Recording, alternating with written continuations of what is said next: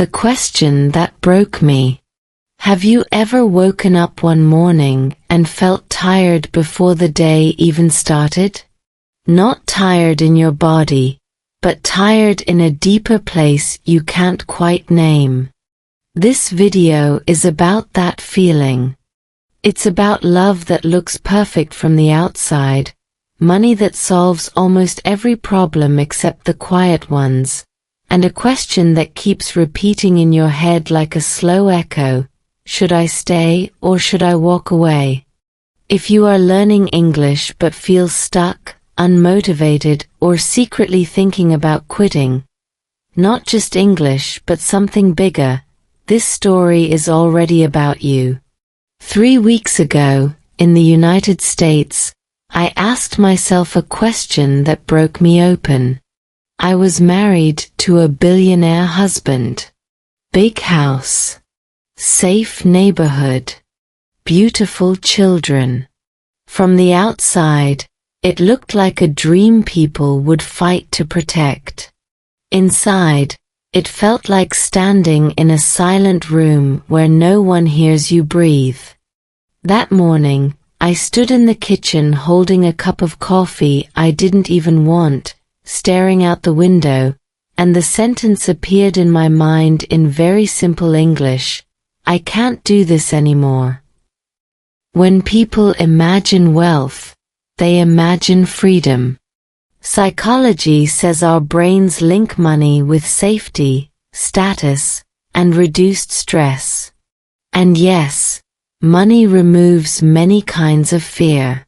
But here's the part no one tells you: the human brain adapts quickly.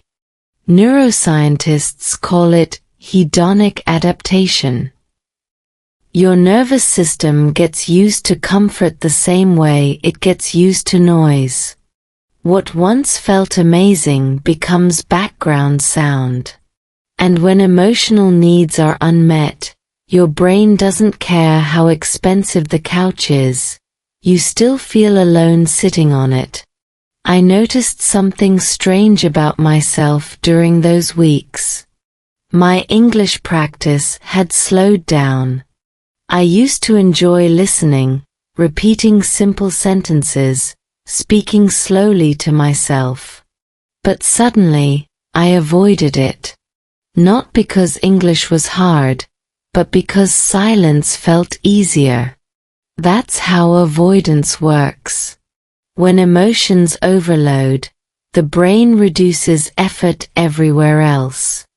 Studies in cognitive psychology show that emotional stress directly lowers motivation for learning languages. Your brain goes into energy-saving mode. It's not laziness. It's protection.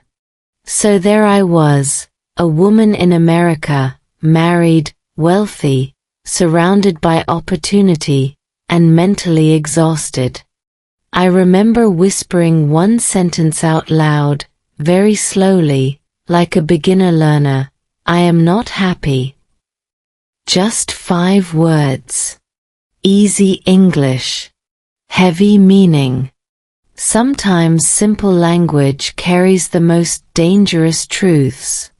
You might relate to this more than you think. Maybe your situation isn't marriage.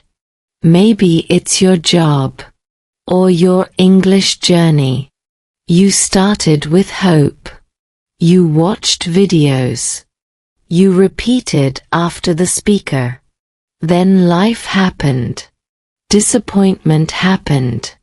And now, every lesson feels heavier than the last.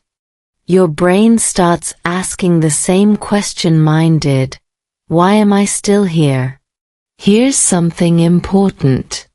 According to behavioral science, the moment you clearly name your inner conflict, your prefrontal cortex, the decision-making part of your brain, wakes up. Before that, you're just reacting. Naming the question is not weakness. It's the first sign of control returning. That morning, the question didn't push me to leave. It didn't push me to stay. It simply forced me to stop pretending. And strangely, that pause, the moment of honesty, felt like the first real breath I had taken in weeks. Sometimes, the most powerful change begins with a quiet sentence, spoken slowly, in imperfect English to yourself. Living the dream, feeling empty. Imagine owning everything you once prayed for, and still feeling like something is missing. Like buying a beautifully wrapped gift and discovering the box is empty. That was my daily reality. From the outside, my life in America looked like a highlight reel. Luxury cars, a big home, children laughing in wide hallways. Inside, my emotional world felt strangely silent. Not dramatic. Not tragic. Just hollow. Psychologists call this emotional mismatch value dissonance. It happens when your life conditions don't align with your inner needs. Your brain can enjoy comfort while your heart quietly checks out. And the brain hates confusion. When it senses a gap between what should make you happy and what actually does, it creates tension. That tension often shows up as numbness, irritation, or a strange lack of motivation. Especially for things that require patience, like learning a language.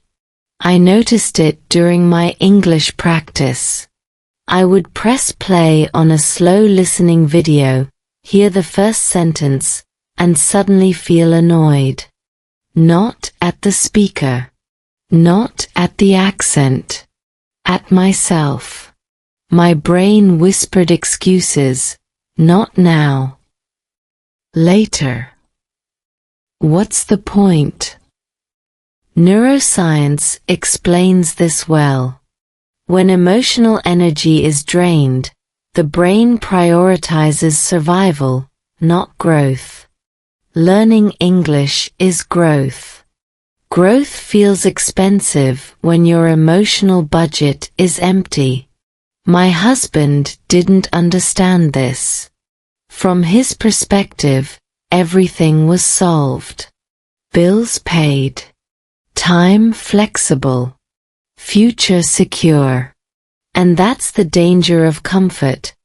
It can silence conversations before they even start. When one person feels safe, they assume the other does too. Marriage researchers say this is one of the most common blind spots in long-term relationships, especially when power or money is uneven. One afternoon, I sat alone in the living room and tried an experiment. I spoke to myself like an English learner, slow and simple. I have a good life. Pause. But I feel sad. Pause. Both are true. That moment changed something. In cognitive behavioral therapy, this is called holding two truths. The brain relaxes when it's allowed complexity instead of forcing a fake conclusion. You might feel this with English too. You know learning English is good for you. You also feel tired, bored, or discouraged. Both are true. The problem starts when you shame yourself for the second truth. Shame shuts down the learning centers of the brain. Curiosity opens them. I realized my emptiness wasn't about money or even marriage alone. It was about not being emotionally seen. And language, any language, is deeply connected to being seen. Studies show that people learning a new language often feel emotionally blocked when they suppress their real feelings in daily life. Your mouth doesn't want to practice honesty if your heart never gets to speak. That night, I wrote down one English sentence on a piece of paper and taped it near my desk. I am allowed to feel confused. Simple grammar. Powerful permission.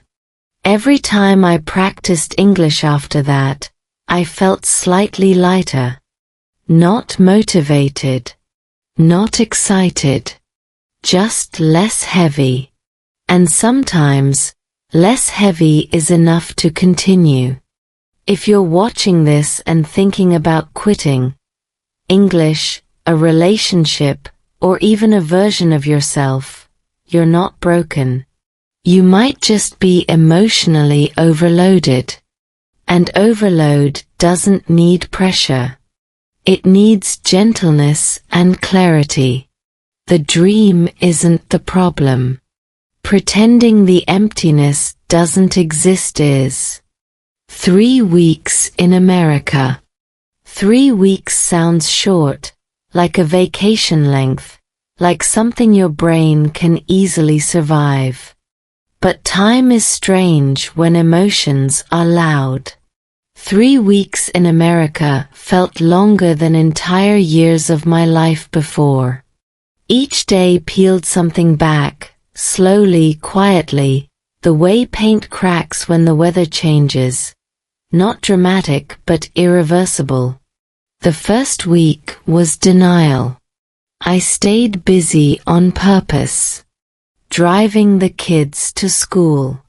Organizing schedules. Smiling at neighbors. My brain loves routines because routines reduce uncertainty. Neuroscientists say predictable actions lower cortisol, the stress hormone. So I kept moving. I told myself, everything is fine. Simple sentence. Easy English. Completely untrue. At night, when the house went quiet, the cracks widened. Silence has a way of amplifying thoughts you avoid during the day. I lay in bed next to my husband, listening to his breathing, and felt like I was sleeping beside a stranger who knew everything about my life except my inner world. That emotional distance is subtle. Relationship researchers call it parallel living, two people sharing space but not meaning. The second week was awareness.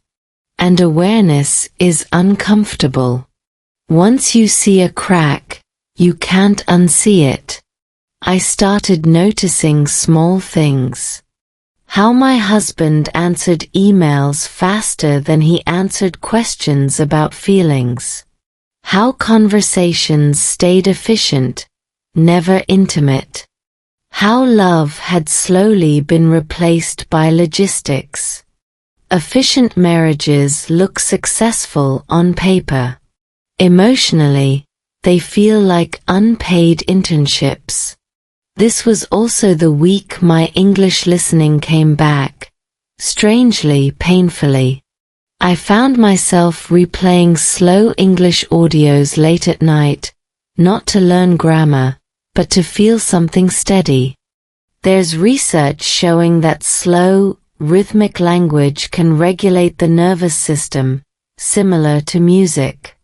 When life feels chaotic, the brain seeks patterns. English became my pattern. Sentence by sentence. Breath by breath. I would pause the audio and repeat softly, I feel lost. Pause. I need time. Pause. These weren't lessons. They were confessions. Language learning psychologists say speaking emotions out loud, even in a second language, helps the brain process them more objectively. English gave me just enough distance to be honest without drowning. The third week was confrontation. Not a loud one. A quiet, terrifying one. I realized I wasn't just unhappy, I was changing. And when one person changes in a marriage, the system resists. Family systems theory explains this well. Relationships seek balance, even unhealthy balance. When you shift, tension rises. That tension made my chest tight. My brain started producing escape thoughts. Leave. Run. Start over. Here's something important. The brain's threat system doesn't distinguish between physical danger and emotional discomfort. To your nervous system, a difficult conversation can feel as dangerous as a burning building. That's why quitting feels tempting. Walking away promises immediate relief. Long-term consequences don't register well under stress. One afternoon, sitting in my car outside a grocery store, I spoke one sentence in English that scared me: I might leave. Saying it made it real. But it also slowed me down. Because once words exist, they invite examination. Are they true? Or are they just signals? That's when I noticed my children.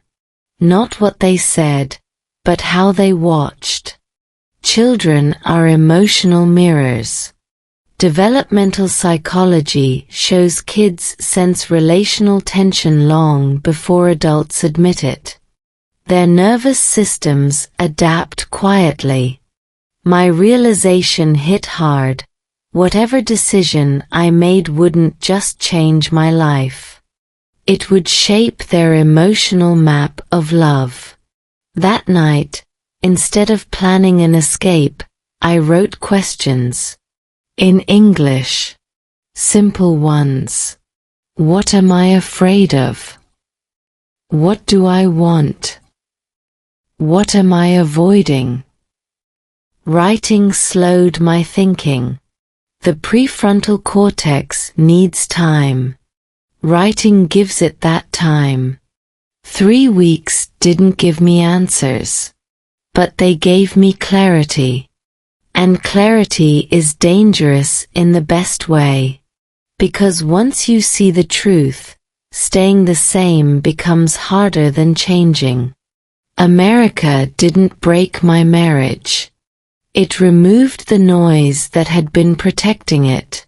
And sometimes, the scariest journeys aren't about distance, they're about honesty. Love versus comfort. Picture this. You're sitting in a chair so soft it almost swallows you. At first, it feels amazing. Then minutes pass. Your body sinks deeper. Standing up starts to feel hard. Comfort does that. And so does a certain kind of love. Not the loud, cinematic love, but the quiet, padded one that slowly teaches you not to move. That was the question forming in my mind during those weeks in America. Was I in love, or was I simply comfortable? The difference matters more than people admit. Because comfort keeps you safe. Love keeps you awake. From a psychological perspective, comfort activates the brain's reward system in a passive way. It says, nothing is wrong. Don't change anything. Love, on the other hand, activates engagement. Curiosity. Vulnerability. According to attachment theory, secure relationships still include emotional risk. When risk disappears entirely, connection often fades with it. I started reviewing my marriage like an outsider. Not judging. Observing. Comfort was everywhere. Problems solved before they became problems. Silence instead of conflict. Stability instead of intimacy. My husband provided safety like a perfectly built shelter, but shelters aren't meant to be lived in forever. They're meant to protect you while you build something real. I noticed how my language changed over time. When we first met, I used emotional words. Feel. Mississippi. Hope. Now my vocabulary had become transactional. Schedule. Plan. Later. Linguists say language mirrors emotional priorities. When feelings feel unsafe, we switch to neutral words. It's emotional camouflage. This realization hit me one morning while practicing English.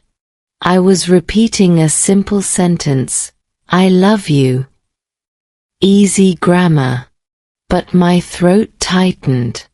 Then I tried another sentence, I feel safe with you. That one came out easily. And suddenly I understood. Safety had replaced desire. Predictability had replaced presence. Comfort is seductive because it pretends to be kindness. It whispers, don't rock the boat. But neuroscience tells us the brain needs mild stress to stay engaged. This is called optimal arousal. Too much stress overwhelms. Too little creates numbness. Emotional numbness often masquerades as peace. You might recognize this in your English learning. You stay with familiar content. Same level. Same videos. No mistakes. No embarrassment. You feel comfortable, but you don't improve. Growth requires slight discomfort.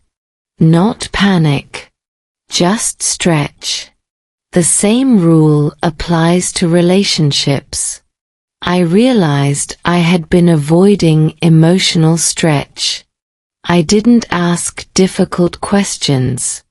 I didn't express unmet needs. I told myself I was being mature. But avoidance isn't maturity. It's fear wearing a polite mask. One evening, I tested something small. Instead of a big conversation, I used one honest sentence. In simple English. I feel lonely even here. That night, I wrote another sentence on paper. Comfort is not the same as connection. I repeated it slowly. Like English practice. Because repetition rewires beliefs. The brain learns through exposure, not intention. I wasn't ready to decide. Stay or leave. But I knew this.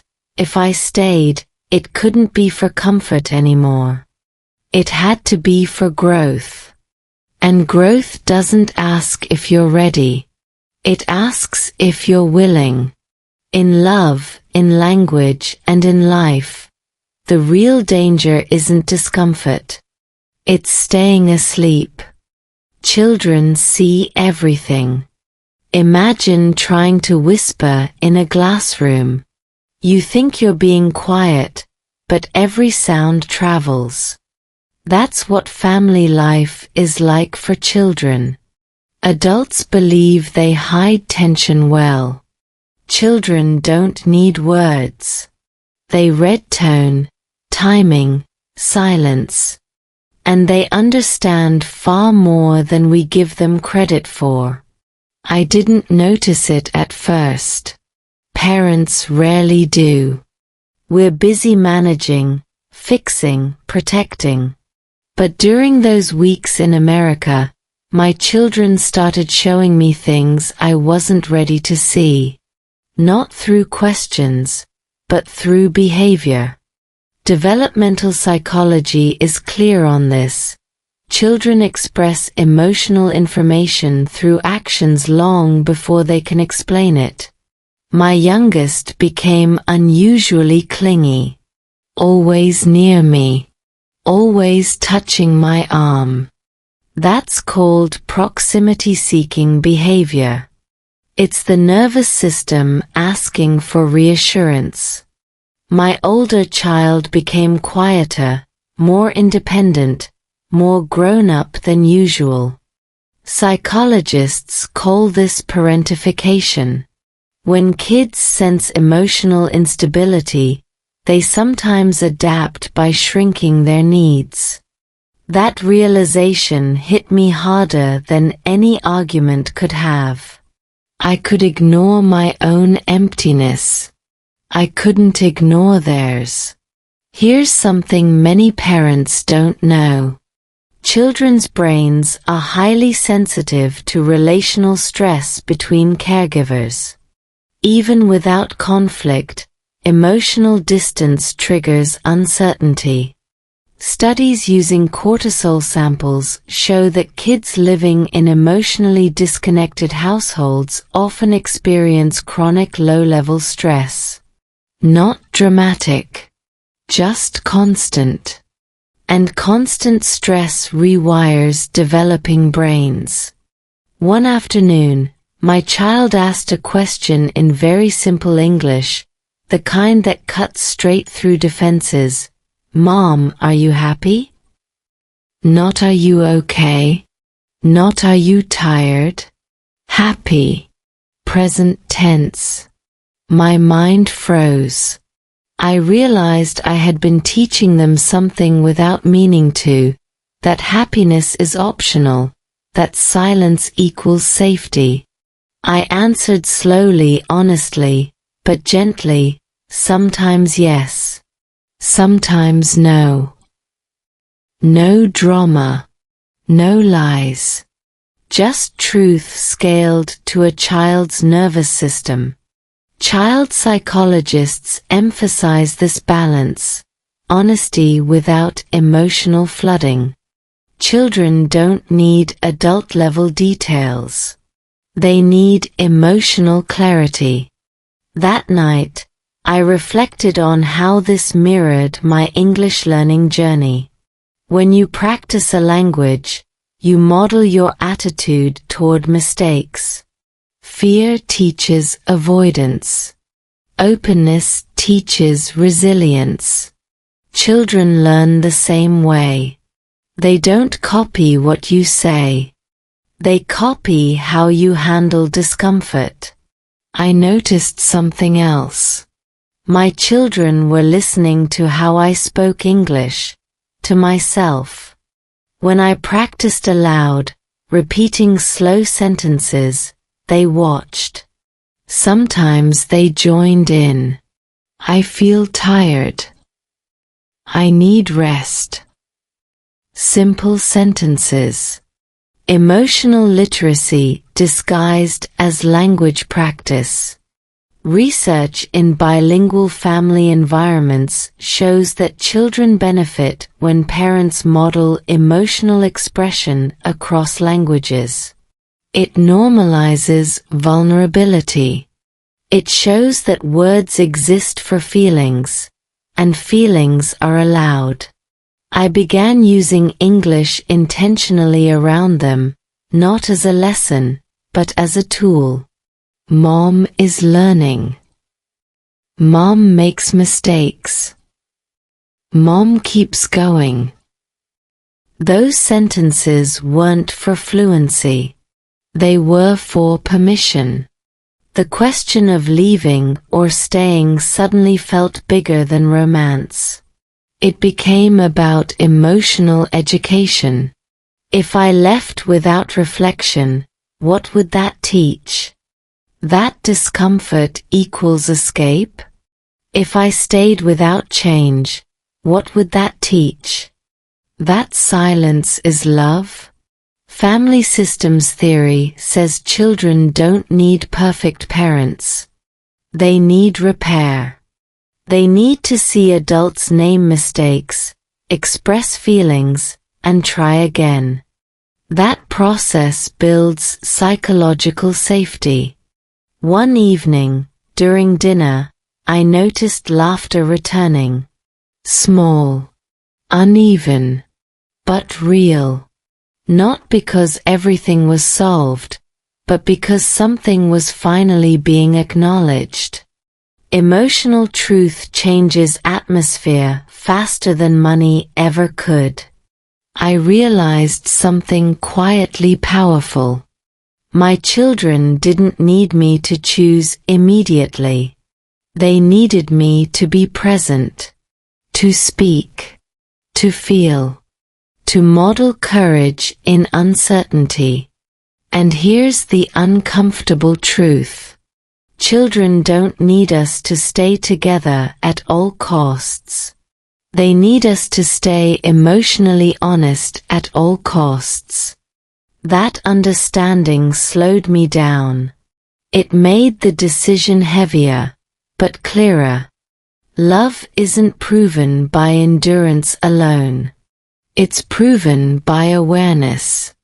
When children are watching, and they always are, the bravest thing you can do is live truthfully, one simple sentence at a time.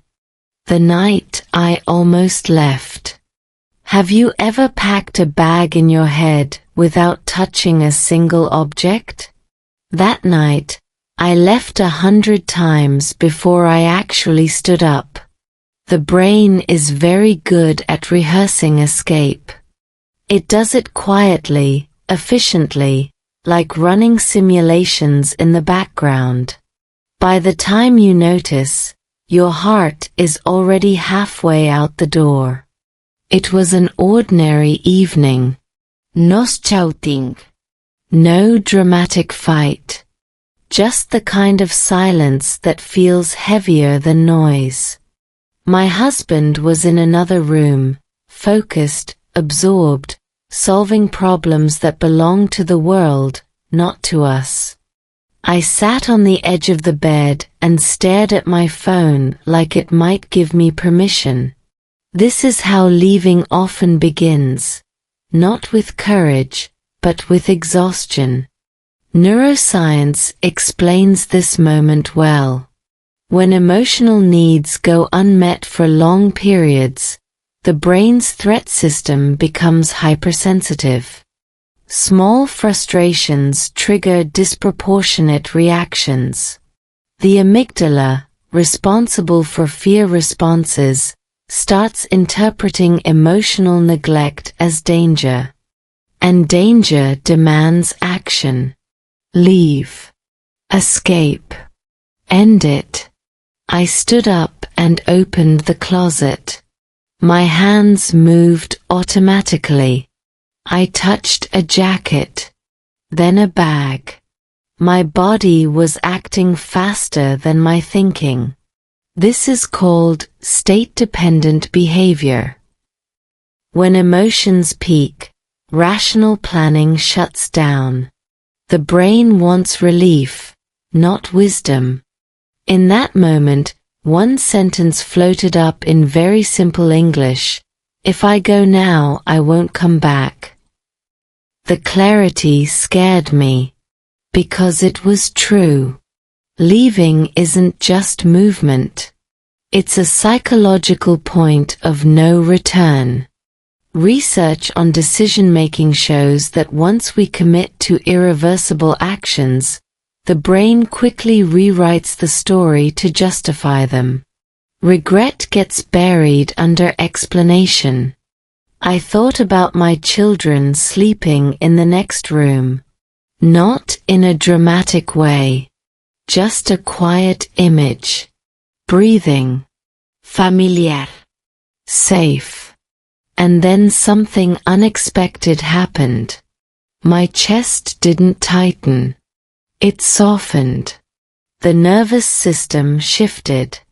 That's called co-regulation, the presence of meaningful attachment calming a stress response. I sat back down. Here's the part people rarely talk about. Almost leaving doesn't mean you're weak. It means you're at a threshold. Threshold moments are when old patterns stop working, but new ones aren't built yet. Psychologists call this a liminal state. Uncomfortable, unstable, powerful. I reached for my notebook, the one I used for English practice. Instead of packing, I wrote, slow, simple. I feel overwhelmed. I am scared. I want to be seen. Writing activates the prefrontal cortex. It pulls blood flow away from panic centers. That's not poetry. That's biology. Then I did something small but brave. I walked into the other room and said one sentence. Not an accusation. Not a speech. Just truth in beginner-level English. I almost left tonight. Silence followed. Real silence. Not avoidance. Processing. My husband looked up, startled. Not defensive. Human. That moment cracked something open. Vulnerability does that. Studies in relational neuroscience show that honest emotional disclosure, when done without blame, can rapidly increase empathy responses in partners. He didn't fix it. He didn't argue. He listened. And listening is an action many people underestimate. It tells the nervous system, you are not alone in this moment. We talked slowly, clumsily, like two people learning a new language. Because that's what emotional communication is, a skill, not a talent. We named fears, missed signals, assumptions, no solutions, just clarity. That night, I didn't leave. Not because everything was resolved, but because the story shifted from escape to engagement. If you're watching this while struggling with English, or with something heavier, understand this. Quitting often feels like relief because your nervous system is overloaded. But relief is not the same as healing.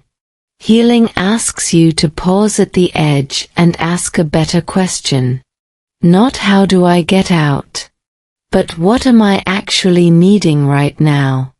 That night taught me something I'll never forget. Sometimes, the bravest step isn't walking away. It's staying still long enough to speak one honest sentence. And that sentence can change everything. Simple English, heavy feelings. Have you ever noticed how the hardest things to say are often the simplest? Not long sentences. Not complex grammar. Just short, honest words that feel too big for your mouth. That's what happened to me after the night I almost left. I didn't suddenly become brave. I became careful, with language, with emotions, with truth. I realized something important. When feelings are heavy, complex language becomes a hiding place. You explain. You justify. You intellectualize. But simple English has nowhere to hide. It forces clarity. And clarity can be terrifying. The next morning, I made a quiet decision. I would use English, not Vietnamese, not emotional shortcuts, as my tool for speaking the truth. Slowly, gently, one sentence at a time. Research in psycholinguistics shows that using a second language can reduce emotional reactivity. It creates just enough distance to think without shutting down. English became my emotional buffer. I started with myself. Standing in front of the mirror, I practiced like a beginner. I feel tired. Pause. I feel sad. Pause. I feel angry. No metaphors. No explanations. According to emotion research, naming feelings activates the brain's regulatory systems. Unnamed emotions stay chaotic. Named emotions become manageable. Something unexpected happened. My body relaxed. My shoulders dropped. Because clarity is calming. The nervous system prefers a painful truth over a confusing one. Then I used the same approach with my husband. Not in a big conversation. In small moments. Over coffee. In the kitchen. I said things like, I need more time with you. Or, I feel invisible sometimes. Each sentence felt risky. But risk builds trust when it's honest. Communication studies show that short, direct emotional statements reduce defensive responses. When you avoid blame and focus on internal experience, the listener's brain stays open. Simple language is not weak. It's strategic. This practice changed how I viewed English learning entirely. I stopped chasing fluency. I focused on usefulness. Language isn't for sounding smart. It's for being understood. And understanding begins with yourself. You might be watching this thinking, my English is too basic. But basic English carries truth better than perfect grammar with no emotion. Children know this instinctively. That's why their words hit hard. They don't decorate. They reveal. I also noticed my children responding differently. When I spoke clearly, they relaxed. Emotional ambiguity stresses kids more than difficult truths. Family psychology confirms this. Predictable emotional language creates safety. Silence creates imagination. And imagination is often scarier than reality. One evening, my child said in English, "Mom, you look calmer." That sentence mattered more than any compliment. It meant my internal shift was visible. Language doesn't just communicate, it regulates the entire system around you. From a neuroscience perspective, this makes sense. Human brains synchronize through language. Tone, pacing, simplicity, they all signal safety or threat. Slow, simple speech tells the brain, no emergency here. That's why this style of English practice works so well for learning. It trains your nervous system, not just your vocabulary. I began to design my English practice around feelings, not topics. Instead of travel English or business English, I practiced honest English. Sentences like, I don't know. I need help. I am trying. These are survival phrases, not academic ones. And here's the deeper truth. Many people struggle with English not because of intelligence, but because English has become associated with pressure, shame, or comparison. Your brain resists what feels threatening. But when English becomes a friend, slow, kind, honest, the resistance softens. That's what happened to me. English stopped being a task. It became a mirror. A safe place to practice saying what matters. The irony is this: the simpler my English became, the more powerful my voice felt. Because power doesn't come from complexity. It comes from alignment, when your words match your inner world. If you're stuck, emotionally or linguistically, try this tonight. Speak one true sentence. Slowly. Out loud. No performance. No perfection. Sometimes, the smallest language carries the heaviest healing. What psychology says. Imagine your mind as a smoke alarm. It's not designed to tell the difference between burnt toast and a real fire. It just reacts. Loudly. Repeatedly. That's what psychology says about moments when you suddenly want to quit.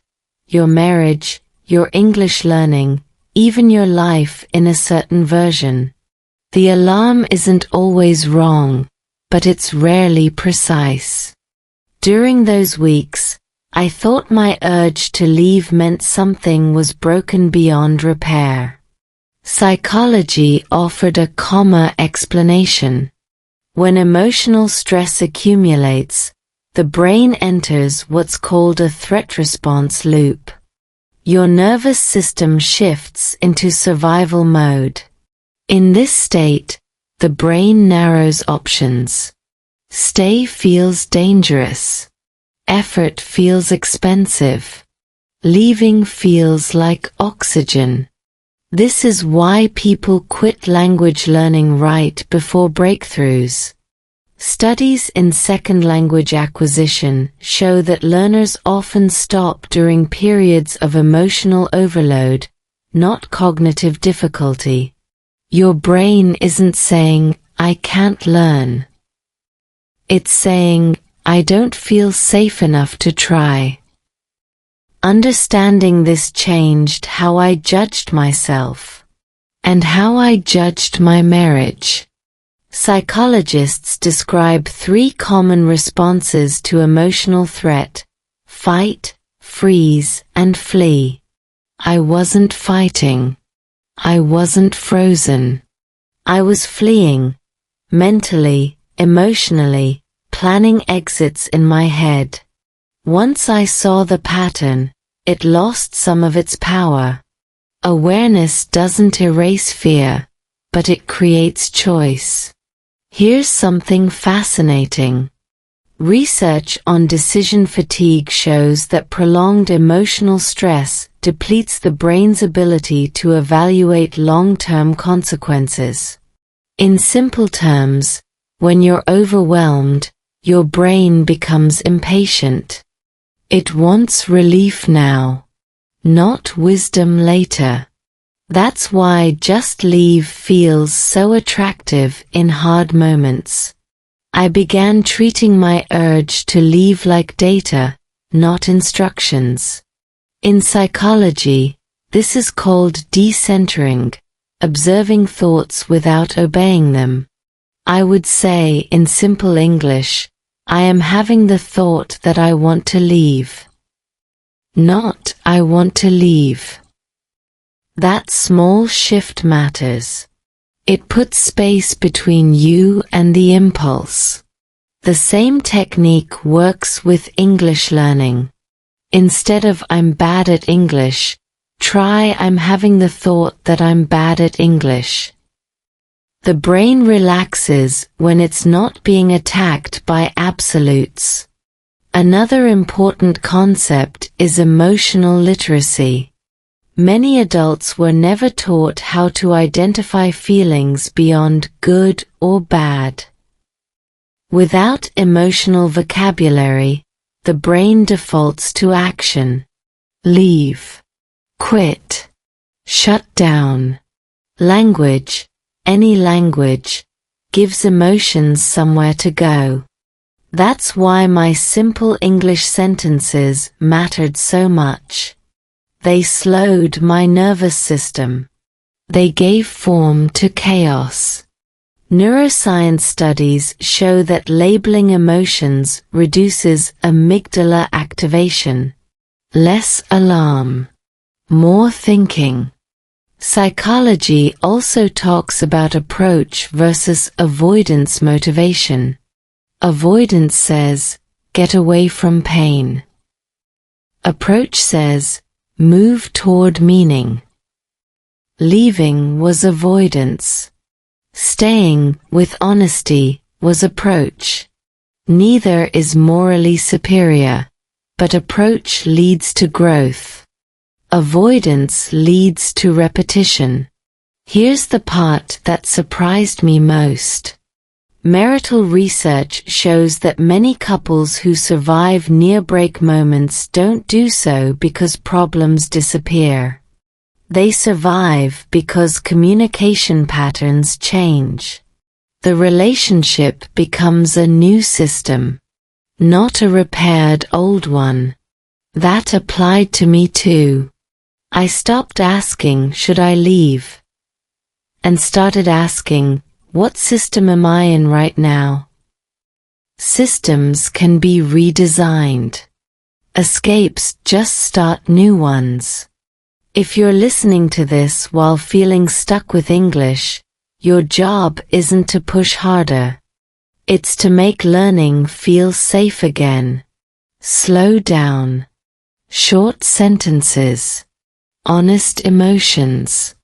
Your brain learns best when it feels secure.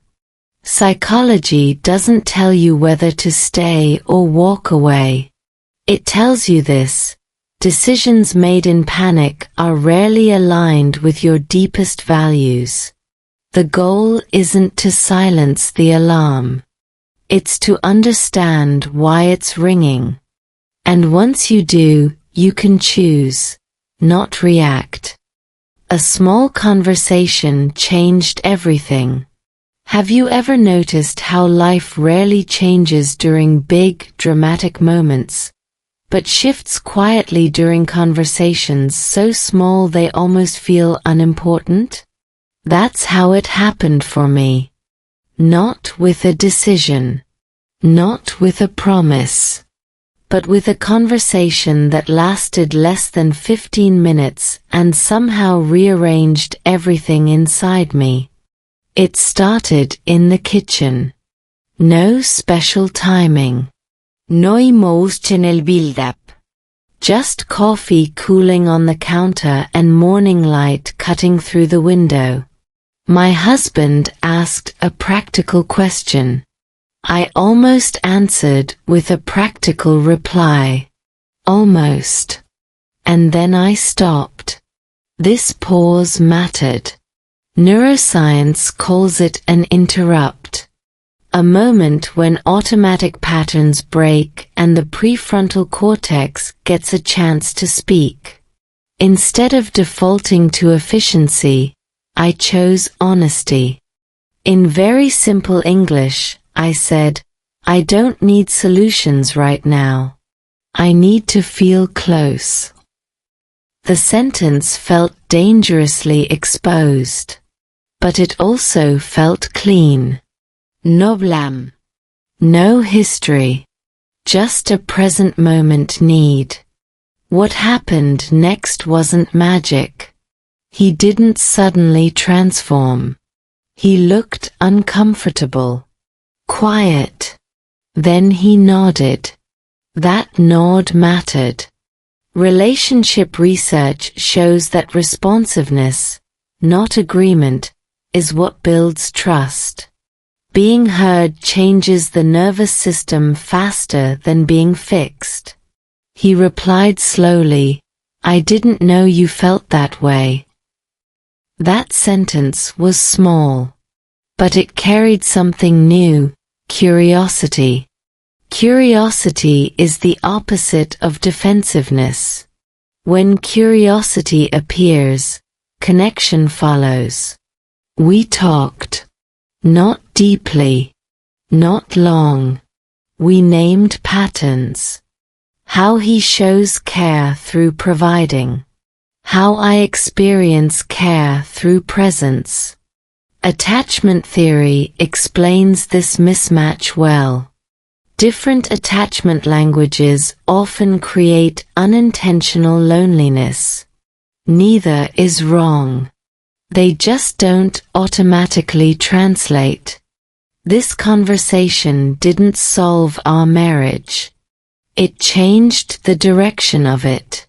There's a difference. Direction determines effort. Once effort has meaning, motivation returns. I noticed the same effect on my English learning. After that conversation, practicing English felt lighter. Not because my life was perfect, but because something was moving forward. Motivation researchers call this progress principle. Small progress restores energy faster than big goals. Later that day, I repeated a sentence aloud while driving. I am allowed to ask for closeness. Repetition builds neural pathways. Beliefs are trained, not discovered. Something else shifted too. My husband began asking different questions. Not more. Better. How are you today? Not is everything okay? The first invites truth. The second invites dismissal. Language matters. In marriage. In learning. In life. Psychological safety is built through micromoments. Small interactions that signal, you can be real here. Studies in interpersonal neurobiology show that these moments accumulate. They rewire expectations. Over time, the relationship feels different. Not because it is perfect, but because it is responsive. I realized I had been waiting for a dramatic sign. A feeling. A guarantee. But change rarely announces itself. It whispers. If you're struggling with English, this applies directly. You don't need a breakthrough. You need a moment of understanding. One sentence that finally lands. One practice session that feels human instead of mechanical. Learning sticks when meaning appears. That small conversation taught me something crucial. I wasn't craving escape.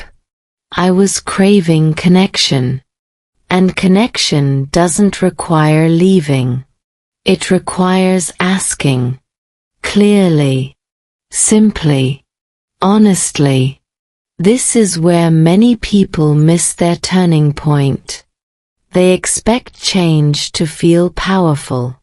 It often feels ordinary. But ordinary moments are easier to repeat.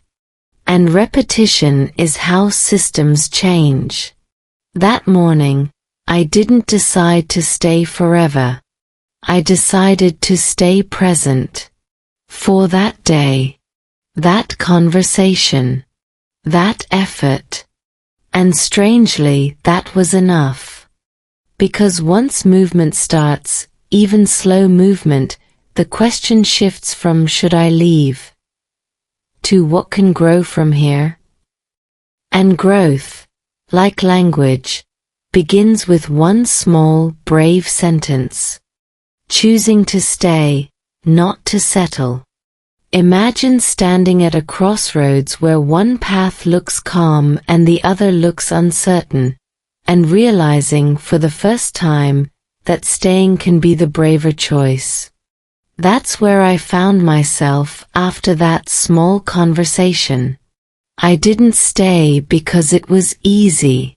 I stayed because leaving would have been automatic. Staying required intention. There's an important difference between staying and settling. Settling is passive. Staying is active. Psychology draws a clear line here. When people feel trapped, their brains show patterns of learned helplessness. When people choose intentionally, even within limits, motivation and well-being increase. The brain needs agency more than comfort. I tested this idea in a simple way. I stopped asking myself, should I leave? And replaced it with a different question in basic English. What does staying mean today? Not forever. Not next year. Today. The nervous system handles present-time decisions much better than abstract futures. Staying meant speaking even when it felt awkward. It meant asking for time together without justifying it. It meant allowing disappointment without immediately translating it into exit plans. These are not romantic actions. They are disciplined ones. And discipline, unlike passion, can be practiced. I also noticed something unexpected. When I stopped threatening myself with leaving, my anxiety decreased.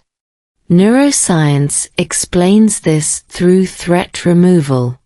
When the brain senses a constant exit option, it stays alert. Removing that option, even temporarily, signals safety. Safety restores clarity. This didn't mean ignoring red flags. It meant observing them without panic. Staying became an experiment, not a sentence. The same principle applies to English learning. Many learners keep quitting mentally while still watching videos. If this doesn't work, I'll stop. That internal threat drains energy. When you decide, even temporarily, I'm staying with this, your brain relaxes. Learning becomes possible again. I created a small structure for myself. Not rules. Anchors. 10 minutes of honest conversation a day. 1 shared activity a week. 1 sentence of emotional truth spoken aloud. These are micro-commitments. Behavioral science shows that small, consistent actions rebuild trust faster than grand gestures. I practiced this with English too. 1 short listening session. 1 repeated sentence. No pressure to advance. Just presence. My husband responded, not perfectly, but noticeably. Not because I demanded change, but because my clarity changed the system. Family systems theory explains this well. When one person shifts behavior consistently, the entire system adapts. Not immediately, but inevitably. Choosing to stay didn't erase doubt. It transformed it. Doubt became information instead of threat. I learned to ask, what is this doubt telling me? Instead of how do I silence it? That shift alone reduced its power. I thought often about my children. What story am I teaching them? That love means endurance without voice? Or that love means effort with honesty? Studies on relational modeling show children internalize the patterns they observe, not the explanations they're given. Staying in this way became an act of teaching. Here's the uncomfortable truth. Leaving is sometimes necessary. But leaving without understanding repeats patterns. Staying long enough to learn, even if you eventually go, creates wisdom. Psychology doesn't moralize decisions. It values awareness. I didn't promise myself forever. I promised myself honesty. And honesty requires time. If you're watching this while struggling with English or with commitment to anything meaningful, remember this: consistency beats intensity. Showing up imperfectly beats disappearing dramatically.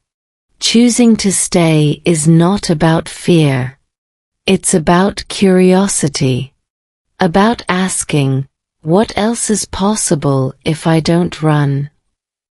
And sometimes, staying isn't settling at all. It's how you finally begin to live deliberately. Lessons for your English journey. Imagine learning English the same way you learn how to love, slowly, awkwardly, with mistakes you wish no one noticed. That realization came to me unexpectedly. My marriage crisis wasn't separate from my English struggle. It was a mirror. The same patterns showed up in both places, just wearing different clothes. When English feels hard, most people blame intelligence or time. Psychology suggests something else: emotional association. Your brain connects English with pressure, comparison, or past failure. So every lesson feels heavier than it should. This is why motivation disappears even when you know English is important. Knowledge doesn't drive behavior. Emotion does. I noticed how my desire to quit English matched my desire to leave my marriage. Same timing. Same inner language. I'm tired. This shouldn't be this hard. Maybe this isn't for me. These sentences weren't conclusions. They were signals of overload. Once I understood that, everything softened. The brain learns best under conditions of psychological safety. Neuroscience calls this neuroplastic readiness. When you feel safe, your brain forms new connections more easily. When you feel judged, even by yourself, it shuts down learning to conserve energy. So I redesigned my English practice around safety, not speed. First, I removed performance. No tests. No timelines. Just listening and repeating at a pace that felt almost boring. Boredom is a sign the nervous system is calm. Calm brains absorb language. Second, I connected English to meaning. Not travel scenarios. Not business jargon. Real life. Real feelings. Sentences like, I don't know what to do. I need time. I am trying my best. Language sticks when it's attached to emotion. That's not motivational talk. That's memory science.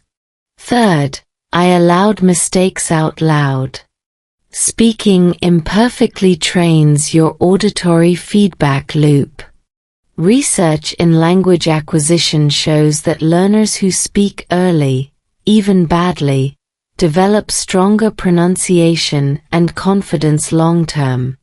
Silence delays progress more than errors ever will. This mirrors relationships perfectly. Avoiding conflict delays intimacy. Avoiding speaking delays fluency. I also learned to treat frustration differently. Instead of pushing through it, I slowed down. I asked, what is this feeling protecting me from?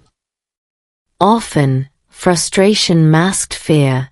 Fear of failing, sounding foolish, wasting effort. Naming the fear reduced its grip. You can try this right now. When English feels heavy, say one sentence, I feel frustrated. Then another, that's okay. This sounds simple. But studies on self-compassion show it lowers cortisol and increases persistence. The brain keeps going when it feels supported. Consistency returned naturally. Not through discipline, but through trust. I trusted myself not to quit suddenly. And my brain responded by staying engaged. Here's a powerful truth. Fluency is not the goal. Expression is. Fluency is a side effect of expression over time. Children become fluent because they need to express. Adults struggle because they try to perform. If you watch this video every day, slowly, calmly, repeating without pressure, your English will improve. Not because you force it, but because you stop fighting yourself. My marriage taught me this. Staying doesn't mean forcing a future. It means giving the present a chance to speak. Your English journey is the same. Stay with it. Speak simply. Let meaning lead. Because when you stop running from difficulty, both love and language begin to meet you halfway. Stay or walk away. Imagine standing at the edge of a bridge at sunset. Behind you is everything familiar. Ahead of you is uncertainty. And for a moment, you realize something uncomfortable but freeing. You don't actually have to cross right now. You can stand. You can breathe. You can look honestly at where you are. That's where I am today. People often think the question stay or walk away demands an answer. Psychology suggests something wiser. The question itself is the work. When you stop rushing toward resolution, your nervous system calms. Clarity doesn't come from pressure. It comes from presence. I didn't end my marriage. I didn't declare a fairy tale victory either. What I did was choose awareness over avoidance. And that choice quietly changed everything. Research in existential psychology shows that humans suffer most not from pain, but from meaninglessness. When pain has meaning, the brain tolerates it. When comfort lacks meaning, the brain rebels. That was the real conflict. Not love versus money, not marriage versus freedom, but meaning versus numbness. Staying for me became an ongoing decision. Not a trap. Not a sacrifice.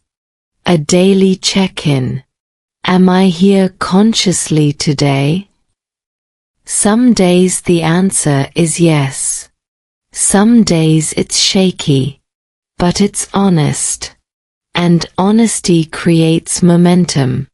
I see this clearly now in my English journey too. The moment I stopped asking, will I ever be fluent? And started asking, am I present with this sentence? Everything softened.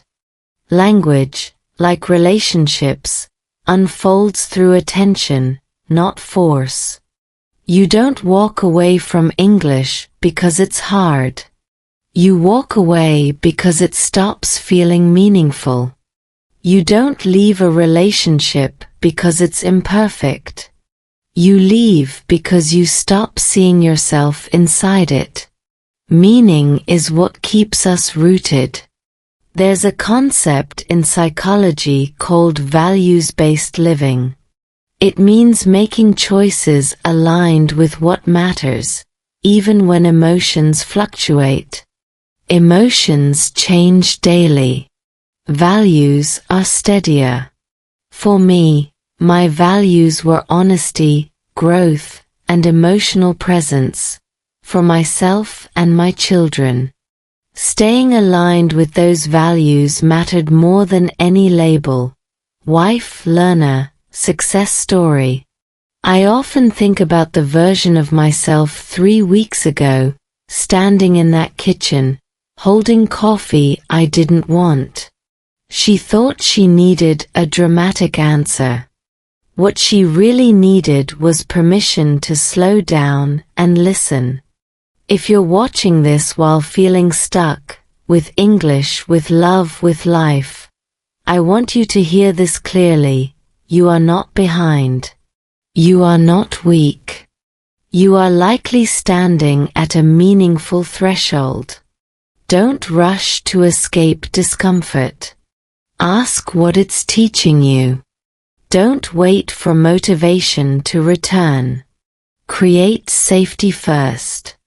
Speak one true sentence today. Slowly.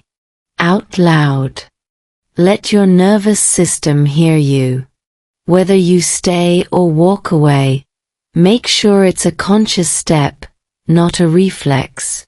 As for me, I'm still here. Learning. Speaking. Loving imperfectly. Choosing presence over panic.